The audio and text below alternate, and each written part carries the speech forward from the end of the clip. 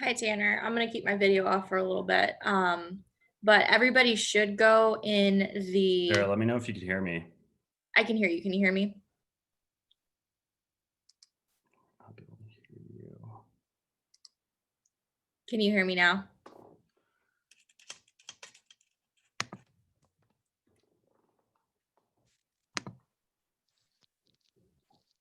Well, let's see if I can hear. Can you hear me now? Can you speak real fast? Hi. Hold on, let me. Wait, can you try one more time? Hi. Fuck, I had you. I'm trying to do it where I don't hear, where I could hear it without my headphones in. Okay, just let me know. I'll take this out. Speaker voice will not be recorded. Wait, I think now I can hear you. You hear me now? Yeah. Anytime I connect my computer to my monitor, I have headphones. I think it's because I have a very cheap monitor. No worries. So I'm gonna just I'm gonna turn my camera off for a little bit. I'm working on the finishing of the Friday feature I'm gonna post later. Okay. But everybody goes into the waiting room unless it's Aaron or Jim or Nick, obviously. Okay. Yeah, I'll play some defense. Cool. I'll keep a look on it, but I'm just trying to Yeah, no worries. finish this up. I can post.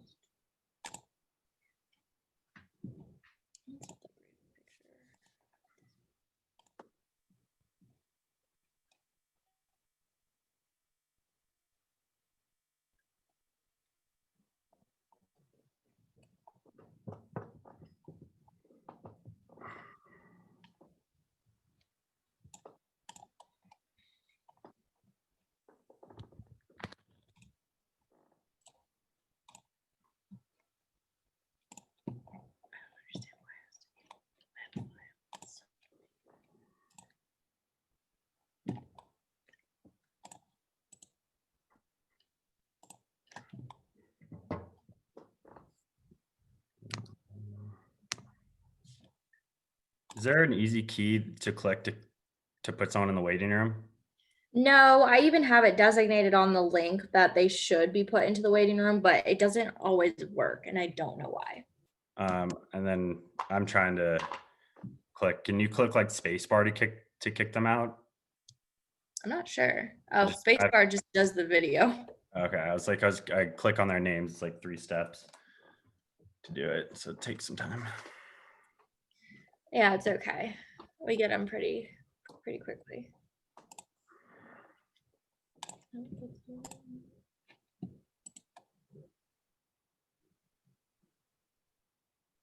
think I have one image. I have one.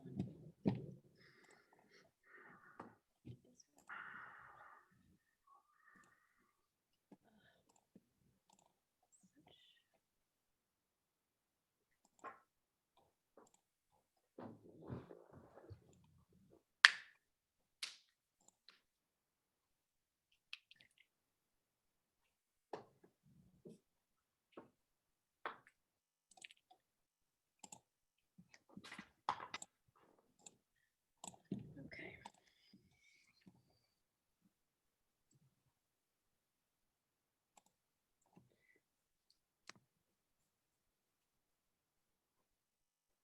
No. Hey, Jim. Hey, Tanner. Can you hear me? Yep. Hi, I can Jim. hear. Hello. This is Sarah Perry, who organizes everything as well. She's on the call. Okay. Nice to virtually meet you. Yes, nice to meet you. All right. What's up, Nick? How are you doing?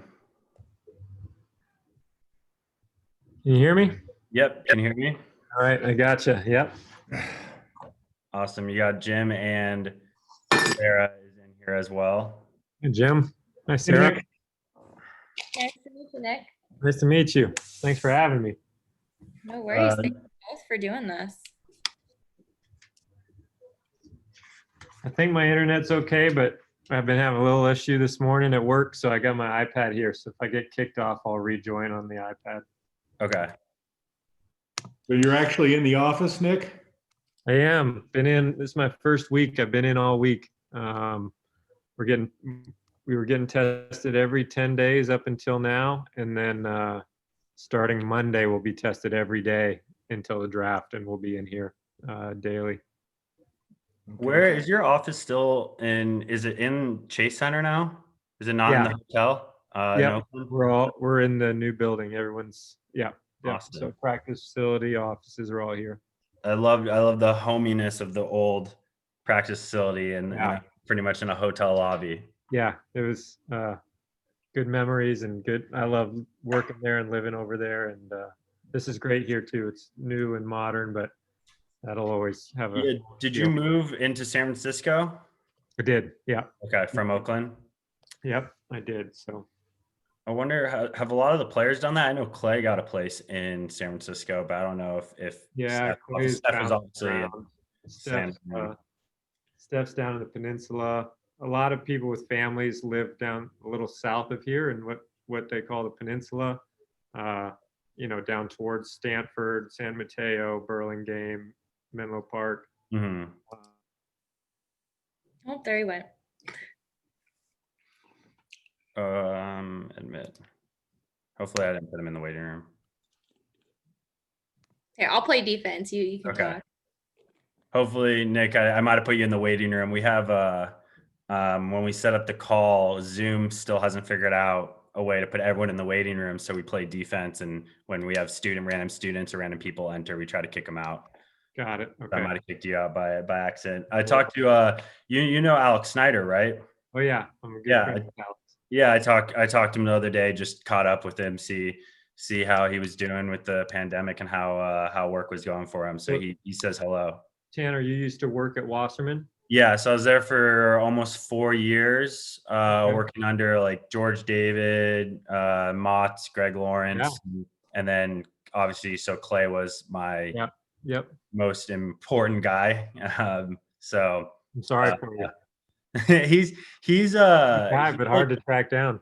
He might be the easiest client I've ever had to deal with, but he's the hardest person to track down. Like you said, like trying to get a simple answer out of him, just on a social media copy or something like that. It takes like 3 days to. So Snapchat usually is the best option for him, but otherwise he's the most laid back client you could ask, star client you could ask for. Totally. Sarah, are you in Phoenix? Are you in the Valley right now? I am in Phoenix. I was born and raised in Southern California, and then I came out here for college. So I've been here for 7 years now. LA area or San Diego or? More of LA area, so like Antelope Valley. Okay. So like 45 minutes north of Los Angeles. Got it. Okay. Hi, Nick. Hi, Jim. Hey, Aaron. Hi, Aaron. Thank you so much for being here. Thanks for having us. We're really excited. Well, hopefully we won't disappoint. Oh no, you won't disappoint. I promise. How many students do we have, or people signed up do we have today?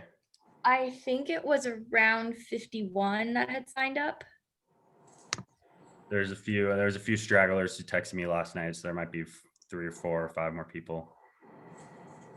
Is it getting cold in Chicago, Jim? Is that where you are currently? No, I'm actually in Phoenix. Oh, nice. Okay. So I'm able to do my job from here. I've been here working for the Bulls been in Phoenix for 11 years now. Oh, nice. So. Yeah, well, the summer I don't really agree with, but I would trade the Arizona winter for the Chicago winter. That's for sure.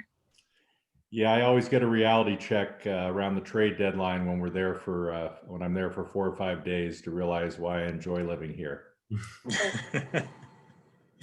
Yeah, I remember I went to Chicago for the first time and I was so confused why everything was underground. It just, from California, I'm like, why is everything should be out in the open? I don't understand this.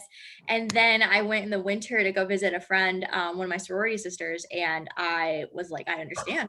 why everything has to be inside and underground. Right. That wind chill it'll completely change your mood. For sure. Two more people out. Nick, I sent the questions last night.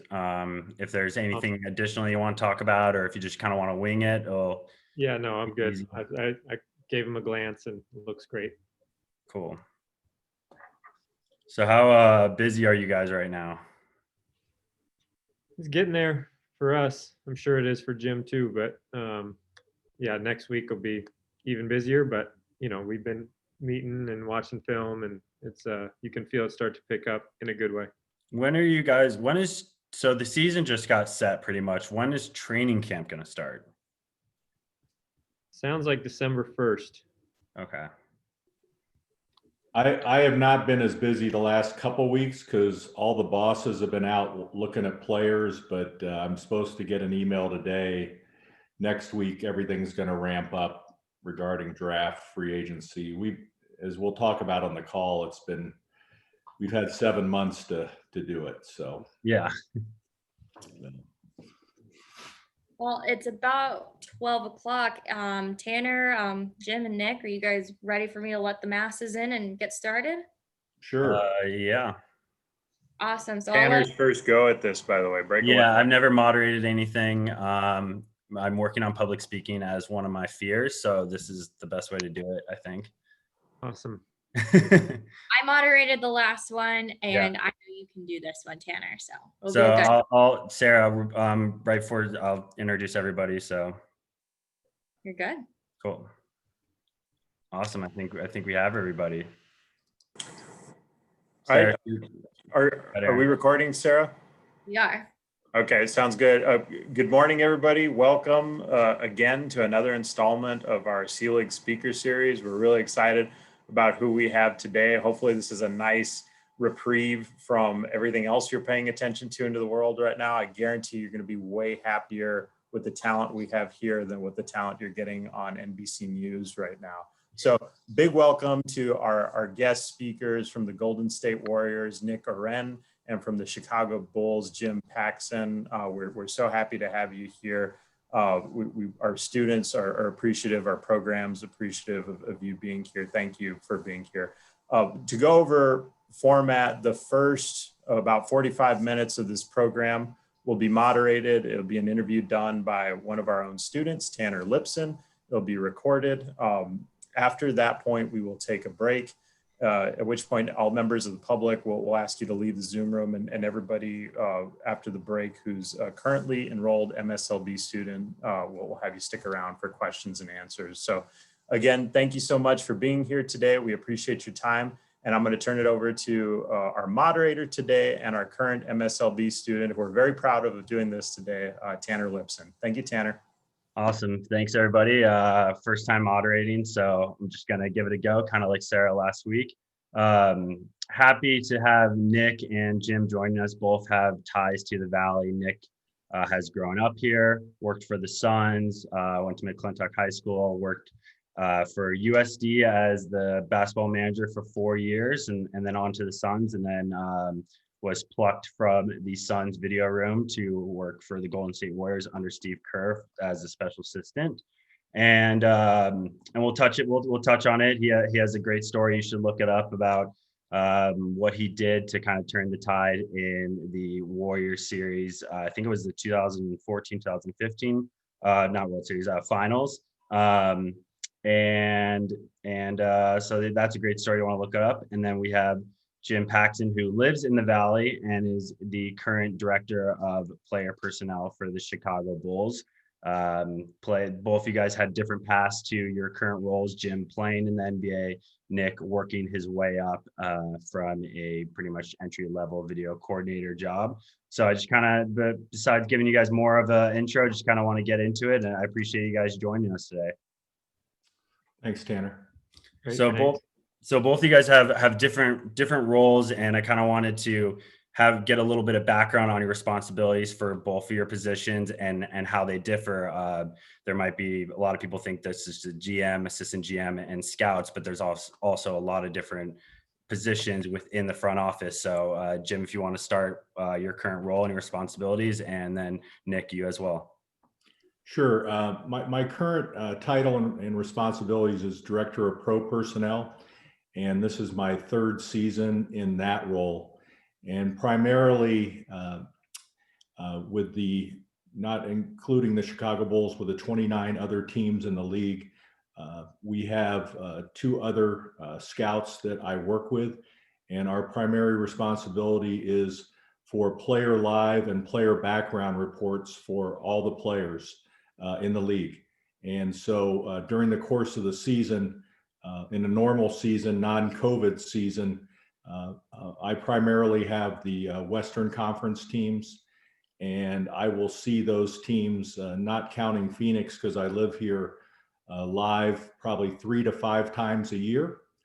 And we do every 2 weeks, we have bi-weekly calls that we go over the league and talk about players trending up, trending down.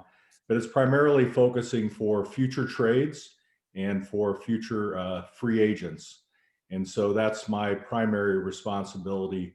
And since last April, pretty much everything has been done via Zoom. So that's my story. And my title is Director of Basketball Operations. I do a lot of what Jim just mentioned. During the season, I'm on the road a ton. I'll do partly pro personnel, pro scouting, and then partly college scouting. So I kind of split my time between the college and the pro game. Schedule is very similar to Jim's in terms of calls and reports and background info, trying to gather all that in preparation for the draft, for free agency, and for the trade deadline. And then, when I'm not on the road and during the off season, I'm in the office, and that's a little bit less cut and dry. There's so much that goes into running an organization, and I just kind of see myself as a general, administrator and someone who assists with kind of keeping the ship moving forward. And that can be anything from, are we sending our young guys down to the G League? Have we notified the league? How are they getting there? Are the coaches aware? Are the trainers aware? Just as you all are probably learning, just a ton of administration that goes into kind of keeping this ship running smoothly, and do my best to assist with as much of that as possible when I'm not watching film or on the road scouting. Now, both of you guys have had obviously different paths to the NBA front office. Jim, you playing in the NBA, playing basketball your whole life, and then entering there. But Nick, you're kind of going the route as obviously a lot of people on this call, because if we were playing in the NBA, we wouldn't be on this call. What was it like to start as a video coordinator? And we've seen a lot of success from video coordinator to coach to front office, like Eric Spoelstra. What is it like being a video coordinator, and how does that position help set you up to work in an NBA front office? It was invaluable. I think, it's one of the more accessible. It's difficult to land a job in sports, of course, but it's one of the more accessible routes if you didn't play yourself. And it was so instrumental in my learning and my growth. I was really lucky and fortunate to land the position. I started as an intern in the video room, and then I was assistant video coordinator, finally head video coordinator. But for someone who didn't play at a high level like Jim did, just the countless hours and hours of watching and breaking down film, you can't help but absorb the game and learn the ins and outs, the X's and O's that I didn't have access to up until that time. I was in college, I was a manager just trying to kind of break in. And that 5-year span in the video room, I just learned so much about the game itself. You're literally immersed in it and surrounded by it. And so learning it that way was huge for my growth. And then I would say also, Jim can attest to this, when you're working in the video room, you're in a good way, you're at the mercy of the coaches in the front office. It's a grind and you're working really hard. And so just coming out of college, I thought I was a hard worker, but it's really sink or swim, and you're learning to work 7 days a week, 9 straight months. And so just the work ethic aspect of it, game after game, day after day. Those two things were, a huge part of my growth and development. No, And I mean, that brings great up way to teach me those things. that brings a good transition to something I wanted you to share. And obviously, if anyone types your name into Google, the number one story that comes up for what seems like 4 pages of Google search is your recommendation to start Andre Iguodala in Game 4, I think it was, of the finals. Can you talk about how, as someone at the age of I think 28, I'm 28 right now, how you're able to convince Luke Walton and Steve Kerr to make that switch, and what led you to making that decision or recommendation? Yeah, I'll try to give kind of a brief intro into how it came about. It, it, we had obviously it was my first time to the finals, our team's first time to the finals, and so we've been just watching and breaking down a ton of film. Steve Kerr, our coach, had played for the Spurs and played for Greg Popovich, and they're very, very close. And the Spurs had just come off a run of playing against LeBron quite a few times in the finals, and so we had broken down all the Spurs film, in an effort to prepare ourselves. And throughout that, at one point they'd made a shift and started Boris Diaw, and really in an effort to put more playmaking on the floor and speed up the game. And so after Game 2, we had lost and we were tied 1-1, and had the thought of maybe we could start Andre, and it was too premature to try to do that. Series was still tied up, but I thought to myself, if we get down 2-1, we're gonna need to start thinking of how to do things differently. Anyways, was lucky that Luke and Steve listened. The first, I don't know, people tend to think that was kind of like the first time that lineup had ever been on the floor, and that's really not true. Like we had experimented with that lineup throughout the year, not a ton, but it's not like that was completely uncharted territory. So I'd seen that lineup, and I'd seen us have some success with that lineup throughout the year. And to me, the story is really, it's pretty easy for me to have an idea like that. I'm not the one who has to execute it or, put my name and reputation on the line to do it. So to me, the story is more about the environment that Steve creates and his the guts he had to actually do it.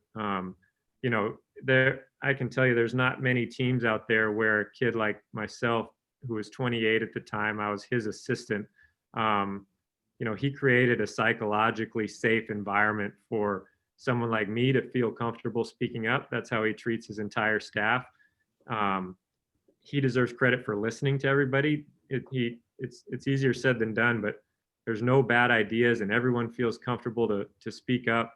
And so for him to create an environment throughout the course of the year where someone like me felt comfortable at that stage to speak up is kind of one thing.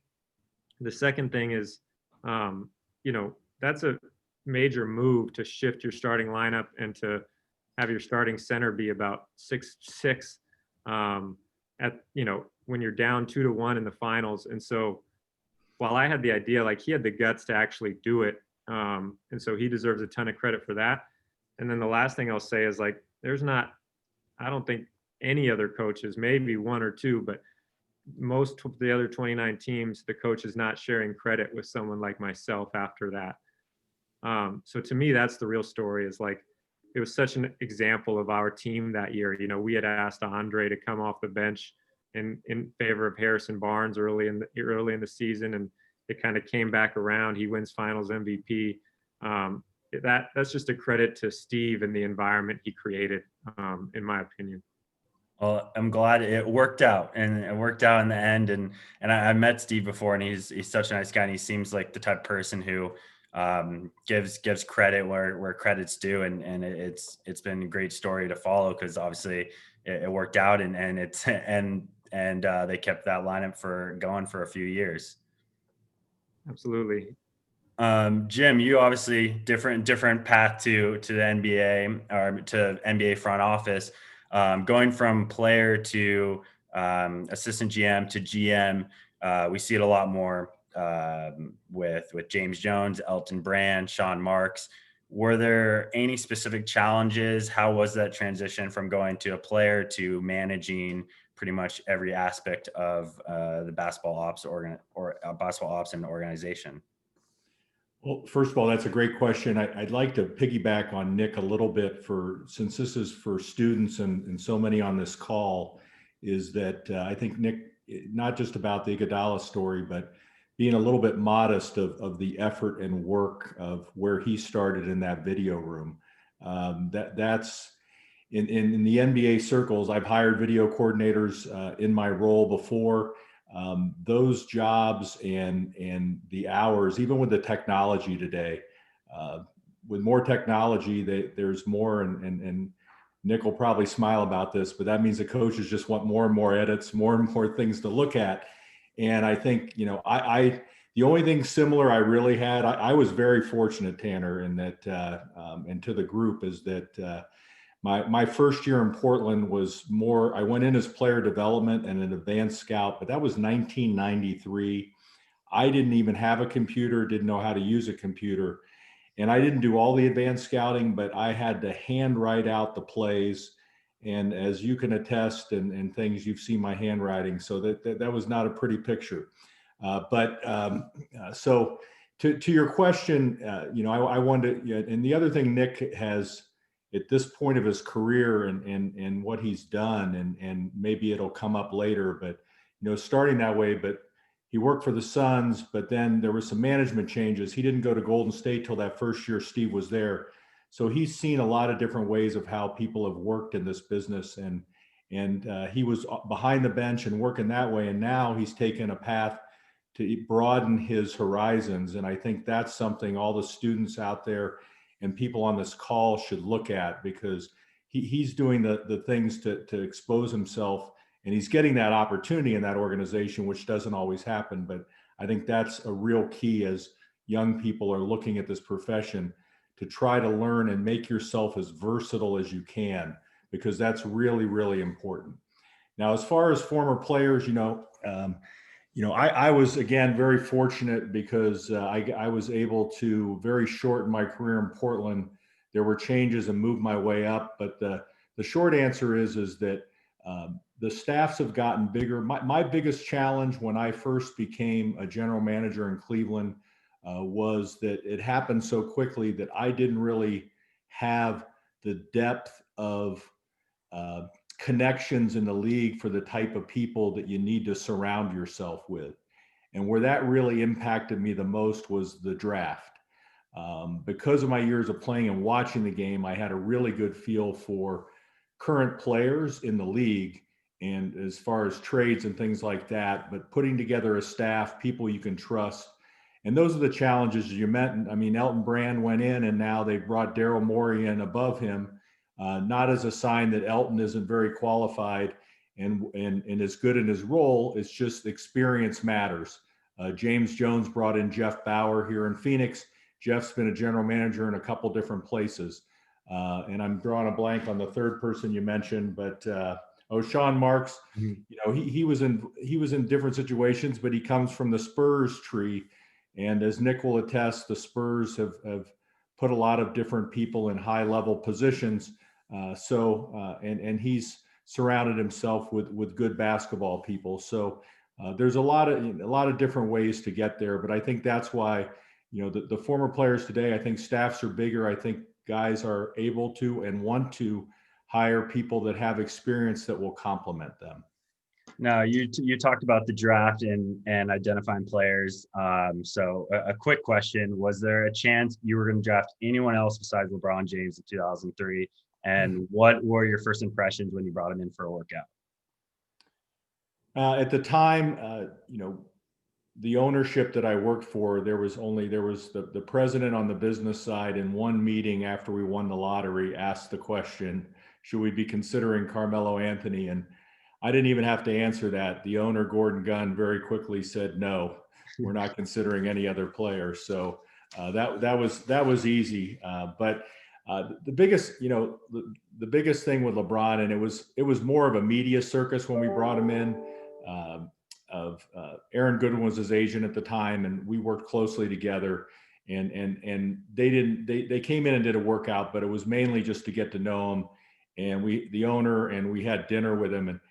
And even though I had watched him play and been around him, the first time I stood next to him, even as an 18-year-old young man, was just his physical presence. So, I mean, as you saw in the finals, even this year in his 17th year, I mean, when he put his head and got to the rim, you couldn't stop him. And he wasn't as strong, and he was leaner then, but his size and presence jumped out. And the other thing that jumped out is just at a young age, his knowledge of history. I bet if you took a poll in the league right now, how many guys know who Oscar Robertson is? And even on this call, there'd be very few. And LeBron had studied, he was the triple double before they even kept track of that. And LeBron at 18 knew Oscar, knew of his abilities. And so those were the type of things, his basketball acumen at a young age just jumped out at you. Mm-hmm.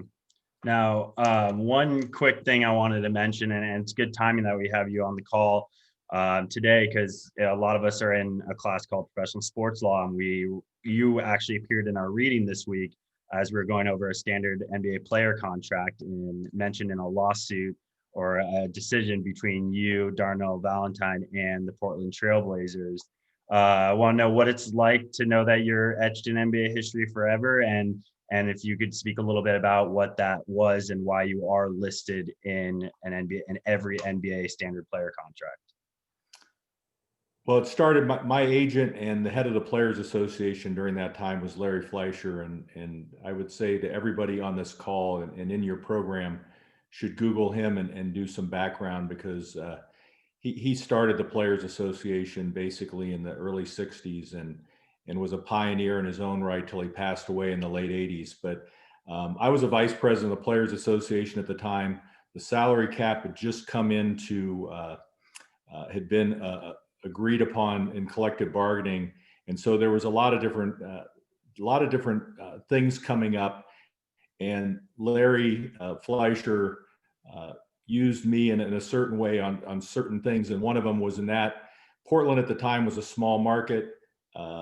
They had a rule that you basically could not do any type of advertising for anyone that wasn't a sponsor of the team. And so that's what started the arbitration, and Darnell Valentine was with it as well.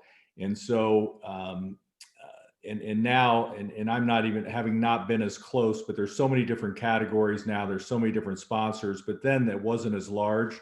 And so basically the decision is that, teams can reasonably withhold the right, but, if there's no conflict or that they can't provide the same type of compensation that you can get by doing your own type of promotional appearance with someone, then the team cannot withhold that. And that's kind of how that decision ended up coming down. And I didn't even know until you brought it up that it was actually in the collective bargaining agreement and in the contracts as something going forward.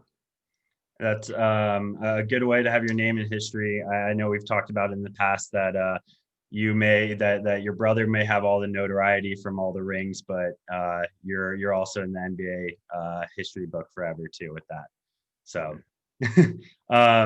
Nick, turning to you, obviously as someone who's younger and entering into the NBA, one path to an NBA front office might be working for an agency or working under a talent agent or working and becoming kind of a high profile agent and then jumping over to an NBA front office. You work under Bob Myers, who was at Wasserman before. Why do you think an agent moving over to the front office has been so successful? And do you think that's a route for somebody who wants to work in the NBA who maybe didn't play like Jim?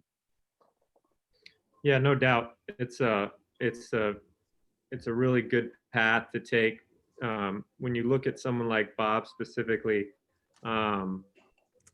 he has this league is more and more player driven by the day in a good way. Players have more, power, voice than they've ever had before. And you have to be able to communicate with them, understand where they come from, and there's no better place to get experience in that than as an agent. And then not only that, but with that, you've worked with other agents and you've earned their respect in that world, in that arena.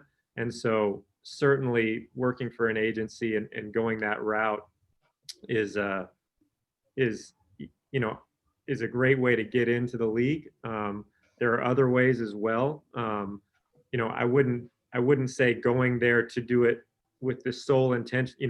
If you don't want to be an agent, you probably shouldn't do it just to get into the NBA. But you can certainly learn things that are valuable in that pursuit. And Bob's the best example. Like I said, he understands what makes players tick, and he's got the respect of all the other fellow agents, and that's it's a huge leg up when we're dealing with other players or agents around the league. Mm-hmm. And I mean, we've seen it successful so far with Bob and Rob, and we'll see if Leon Rose and Joe Branch could turn around. Lon Babby was in Phoenix for Lon Babby as well. Yeah. And Nick, continue with you. Why did you choose to work for, and you have experience in basketball growing up your whole life. Why did you want to work in the NBA over working in college or being a college coach, or going the agency route? What attracted you to working for a front office? I had fallen in love with the game at a really early age, and I just always watched NBA basketball more than I watched college basketball. It was kind of my singular focus was to try to work in the league. If that wouldn't have happened, I probably would have turned my attention to working in college. And it's the opposite for some people. Some people love the college game, and that's where their path takes them. So for me, that's just the way it worked out. That's where my passions lied. I didn't ever see myself as a sports agent.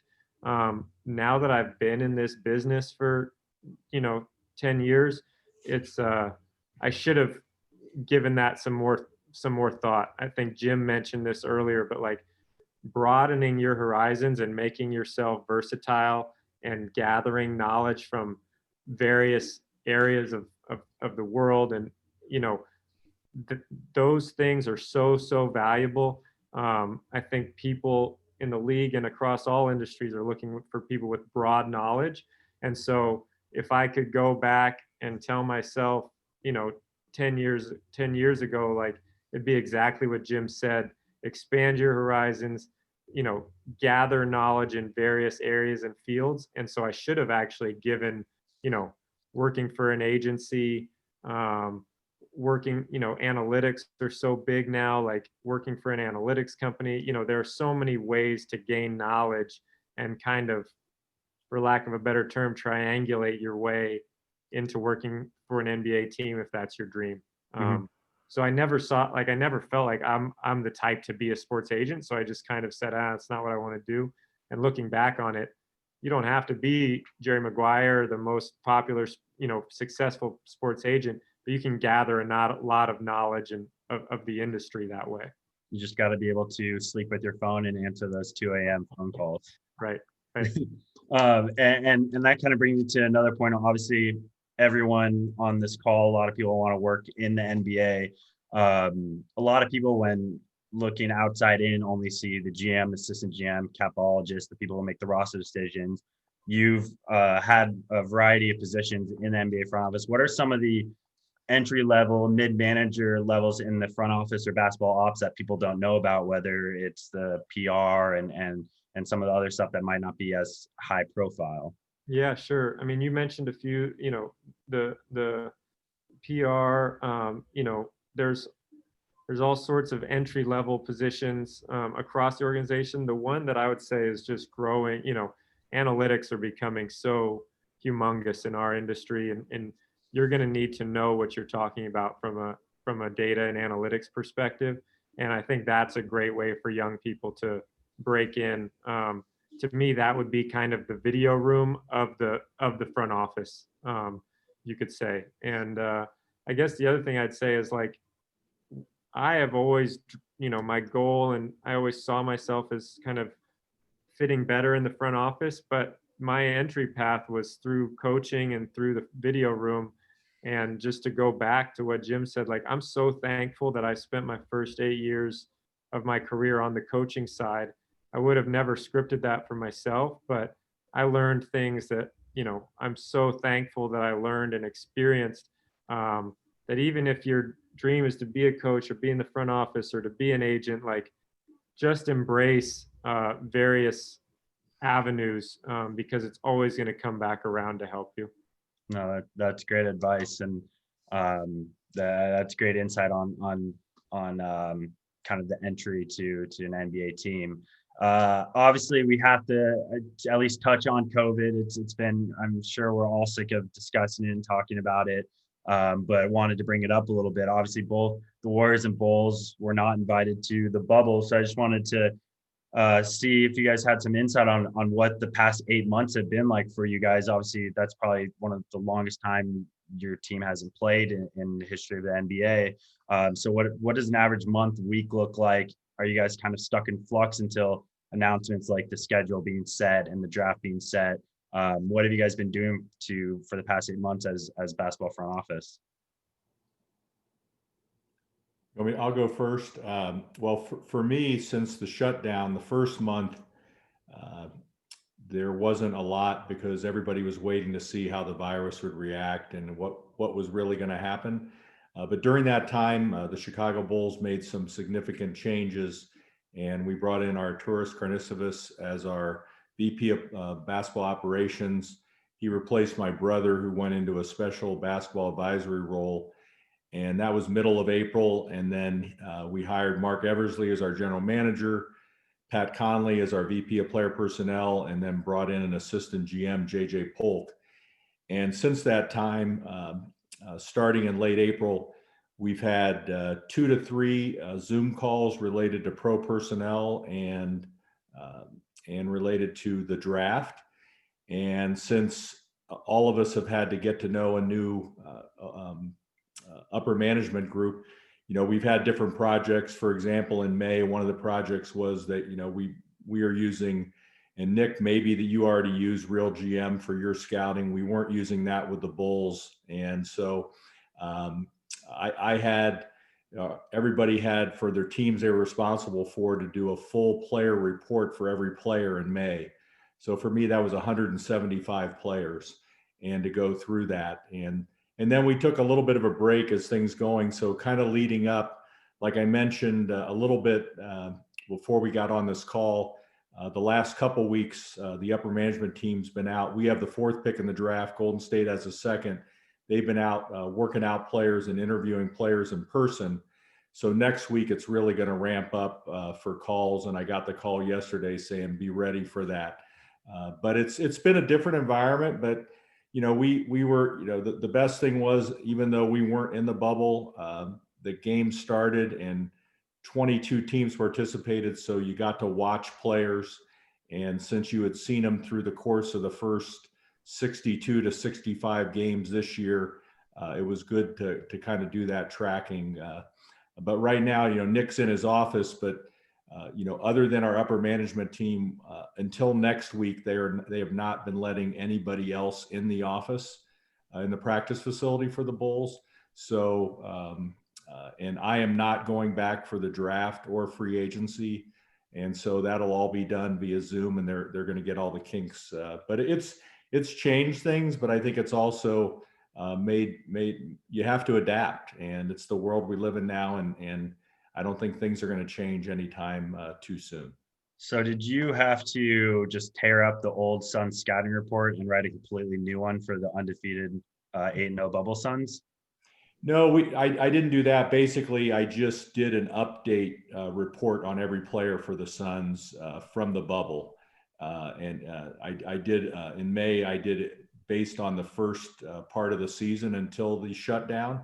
And then I added to that. And one thing, and I don't know, Nick can comment to this, but the bubble was a unique scouting perspective.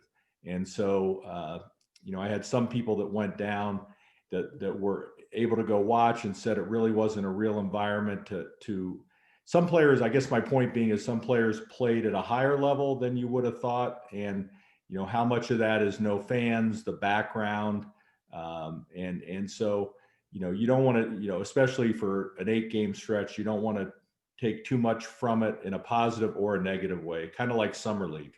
So so it still was a good evaluation tool, but it wasn't the all end all of evaluating talent. And Nick, how about you guys? Obviously, you're going through a transition for the first time, not making the playoffs, and having a top pick, which is obviously unique since you've been there. What has kind of quarantine life been like for you and your staff? Yeah, it's been we were so fortunate to have so much success. We had a ton of talent. We had an unbelievable 5-year stretch. And then this year it all came kind of crashing down when Steph got, our roster went through a ton of flux, and then Steph got injured, and it was pretty clear we weren't going to be very good this year. And there were some blessings in disguise in that, our staff and our players were, worn out from that 5-year run. And, it's never fun to lose, but, you could argue it would be, we were getting some mental and physical rest, in kind of an off year. And then we were going to pick up and try to be competitive again moving forward. And then this all hit, and now we're just ready to go. It's been too long, and now we just want to play and get going. And I know it's probably the same for Jim and the Bulls. Like, the draft has just been pushed back and back and back, as with free agency. And I think a huge difference this summer was just there was no defined off season. When you started to work in the NBA and you get kind of the cadence of the year, you work really hard. It's kind of like being in school. You work really hard for like a 9-month stretch, and then you've got your off season where you got the draft and free agency at the beginning of that off season, and that's a lot of work. But then you usually have, a month or 2 months or month and a half, vacation, or it's a lot slower. And that we really had to balance that this year. I'm sure Jim had to do the same thing. You're kind of balancing, okay, this is kind of our rest period. The season's going to start at some point again, but we haven't done the draft and free agency yet. So we still have to be working towards those things. We did just like the Bulls did, weekly calls, ton of film. We did a mock draft amongst our staff just to kind of, practice and try to look at things from a different perspective. And, we assigned teams to watch on television in the bubble, assigned teams to scout on a week by week basis. So just like every company and organization, trying to get things done as best you can. It's nice that you're becoming well-rounded and being able to look at the top lottery of the draft, which you haven't had to do since being on the Warriors. So that's yeah, we're looking forward to adding that guy, whoever it is. And obviously I think the schedule was just announced this morning or last night around Christmas time. There is still talk that there could possibly be a lockout, the force majeure clause, everything that's going on.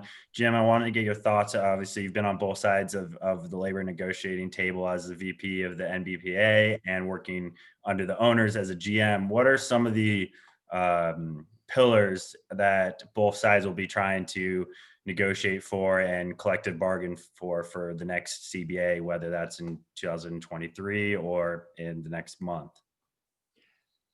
Well, I think right now the immediate work and what they really agreed to yesterday was a start date and a length of season. It's really, and I'm not privy to all the financials, but it's a complicated formula. One of the reasons Adam Silver and the owners wanted to move this up and start and get the 72 game schedule in had to do with the economics, which impacts the players. And one of those reasons is the local television contracts. There's a minimum for most of those somewhere in the 70 game range, and 72 will qualify for that. And the unknown in most of the markets now, and it sounds like they're going to have games in their local markets for the teams, is fans. And 40% of the revenue is from season ticket suite sales and that. So they've got to work out the economics. And I'm going to go back and in 2016, when the television revenue hit and the cap jumped substantially, one of the things the league was trying to do was to get the Players Association to understand a one-time spike may not be the best thing for the labor force. And so, and I know, you know, and Golden State was a big benefit of that, getting Kevin Durant, but they just you know, they played with the rules, and that's just what happened. But I think what the league is trying to work with the Players Association now, Chris Paul and his leadership team and Michelle Roberts, is to say, look, you know, now that they've agreed to 72 games, how can we not, we don't want to have the same thing happen. What happened in 2016 is 20 to 22% of the workforce hit a market where there was an influx of money. And so those contracts just came off the books this year, the guys that signed the 4-year deals, most of them 3 or 4 years. And so having been on both sides as a player, you never, you know, and especially with the rules now, 20 to 30% of your workforce is going to be free agents every year. So you don't want to have 1 year where it's either too high or too low. So they're trying to work with the Players Association to say, hey, we may not be able to raise it, maybe small increases the next 2 to 3 years as we see how revenue goes. They're negotiating the escrow, which has been 10% of what they hold from the players. And they're trying to get more than that. And I think the players they made a good decision to do the 72 games, because the owners were ready to do a 50 game and do a lot bigger escrow, and the players would have been impacted financially a lot greater. And the owners and this is just my view being on both sides, the owners take all the risk.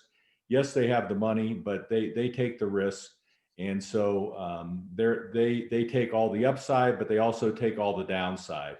And so that part is over the next couple of weeks. And I was happy to read this morning that the numbers, you know, the GMs and what Nick and the draft and free agency, what we're preparing for, those numbers need to be done by the weekend before the draft. So any potential trades and any type of planning for this year, next year, and going forward has to be in place.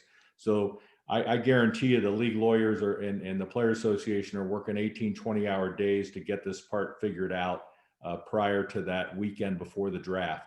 So it's a complicated issue, but I don't think the league wants to force that clause because there's a lot of good things and going on. And I think it's less than likely now that they've agreed to doing the 72 game and starting around Christmas and getting a season in before the Olympics next summer. Mm-hmm. Now I got one follow-up for that, and this just came to mind obviously yesterday watching Thursday Night Football with the contact tracing and half of the 49ers wide receiver group being out. How the G League got completely canceled last year. How important, and both of you guys you touch on this, is the G League going to be to next year's season, whether you have one player that goes down and it's the entire guard group that goes down and can't play for a week? Will the G League be up and running, and how important will that be to the success of both your guys' rosters next year? Go ahead, Nick. Yeah, I think it's a good question. And I think it could go both ways. You know, you can look at it as the G League kind of being a support system for if your main roster goes down, but I think it can go the other way too. You know, the league, I think there's a good chance the league looks at the G League and says, you know, we can't have an outbreak there, you know, and have them bring it up. So I think it's more likely that they end up being separate. If there is a G League season at all, I think it's more likely that like you see fewer players going back and forth between like two ways and assignments. I think you're either this is just a prediction. I have no inside knowledge, but I think it's likely you see only G League, you know, a G League season and only an NBA season. Maybe they say the two-way players can just stay up with the main roster. I'm not sure, but I think you're going to see less going back and forth. That's just a prediction. And how Nick just explained it is part of what they're probably talking about too. I think there's a lot that has to be ironed out with that. And so I don't think there's any clear-cut way, but I think that keeping them separate, we had 3 or 4 of our G League players part of our bubble. I'm not sure if you guys had any of yours, Nick, when you guys had that, when you did your workouts. Oh yeah, yes, we did. And I ask you, were you able to watch that? Did you personally, were you part of that small group? Because I wasn't, obviously, living in Phoenix. I was not, no. So I live here in San Francisco, and they kept it, even though I'm here local, they kept it really lean. So it was only people who are essential to team function. So we've got our cameras in the facility, and I could log online and watch practice. But because my job is not essential to, like, it was coaches, players, and training staff, and only people who are essential to pulling that on the court piece off were included in that bubble. So to your point, I think as the league is going through the guidelines for COVID and what's going to happen when we start the season, it's probably more and more likely that it'll be a separate G League, if they even, and I think even maybe a limited G League, even if they have a G League season based on that, and not having players go back and forth, as you said. I'm guessing and hoping that the 2A players get to stay up there. I'm sure the agents will be happy. They'll hit the 41 days up with the NBA team in the first month and a half of the season. So a lot of financial ramifications for that. We have about 5 more minutes of the public session, so I want to ask both of you a quick question. Nick, I'm guessing you're on the road in a normal COVID or non-COVID season. You're on the road nonstop. As someone who's younger, who wants to continue to kind of build their life as well, how are you able to manage that work-life balance, if it's even possible, being on the road 3/4 of the year? That's a really good question. Best way I can describe it is, when you work in this industry, you're signing up for a lifestyle. It's not a job. It's all consuming in both good and bad ways. Mostly good if you love it and you're in it for the right reasons. But yeah, your social network ends up being your work. If you have a significant other, their friends are often the people, they're coming to games, and I am on the road a ton, and I'm lucky that I love what I do. So I'm really fortunate about that. But that's kind of one of the underrated challenges, is like, if you love what you do, like, I'm so fortunate to do this and get paid to watch basketball for a living, that I got into this for a reason. Like, I'm interested in doing it all the time. And it's hard to self-regulate sometimes, in terms of knowing that you need to, have some balance and take some time away. It can get away from you at times. So I don't know if that answers your question. It's certainly difficult to completely separate one from the other. I'm really lucky to work for amazing people, both Steve Kerr and Bob Myers. Like, they urge you to go home and, unplug and take vacation with your family. They're hugely family oriented. So it really matters who you work for. Some people are real grinders, and not all organizations are like this. I feel really lucky to work for people who embrace that and encourage that. But it is challenging on an individual level. When you love what you do, it's a great thing to love what you do. But it can be difficult to self-regulate. And the best way I can describe it is, when you're getting into this, it's a total lifestyle. It's not a 9-to-5 job. You're signing up for a type of way of life. And if you love it, it's great. And if you don't, it might be difficult. Yeah, no, that answers my question, and that's a good response. And I think a lot of people through this program in the first couple of months have realized that if you want to work in sports, it's not 9 to 5. It's a lifestyle. You're signing up for a position where everyone wants to work in sports, and your job itself is a competition. And whether it's trying to sign players as an agent, or a shoe deal, or trying to win a championship. And so, Jim, last question I have for you. Obviously, you've been in the position of hiring people, whether it's assistant GM, capologist, or even just entry level. What are some of the hard skills that someone in this program should work on if they want to be hired from a team? What can they do to set themselves apart from other applicants who just have an interest in sports and do come from a sports management program? I think Nick touched on it, and I did a little bit earlier on the versatility. But right now, the more experiences you have to bring to the table, and he hit on it. The analytics part is it's not just,